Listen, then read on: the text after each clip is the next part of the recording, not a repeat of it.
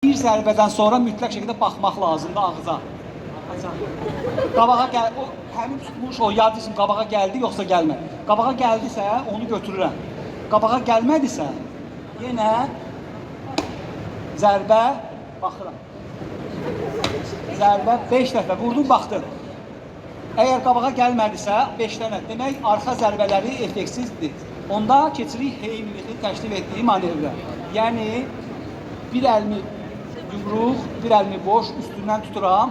Bu ayaqları kimsə xəncərə bənzər sıxıntı, onun aşağısı qarından. Çünki qarın boşdur. Çünki nəyə görə qarından sıxırıq? Çünki insanın döş qəfəsi ilə qarın arasında xüsusi bir pərdə var. O pərdənin adı nədir? Diafragma. Qarnı sıxanda o qarın içərisindəki təzyiqlə diafragma yuxarı sıxılır və ağciyərləri neyini sıxır ki, oradan hava sıxsın ki, yad cisim çıxsın çölə. Ona görə nə edir?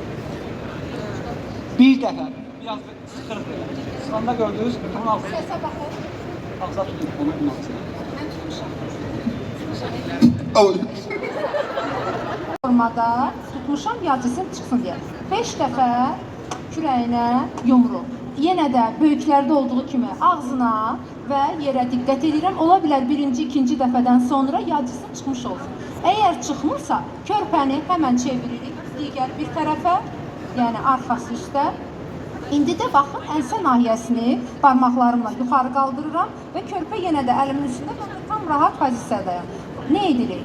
5 dəfə buradan döş qəfəsinə zərbə endiririk. Bu zərbələrin körpələrdə olan spiar, yəni qapalı ürək masajı zərbələrindən fərqi odur ki, zərbələr daha qüvvətli və zərbələr arasında 1 saniyə, 1-2 saniyə fərqlə 5 dəfə deməli zərbə endiririk.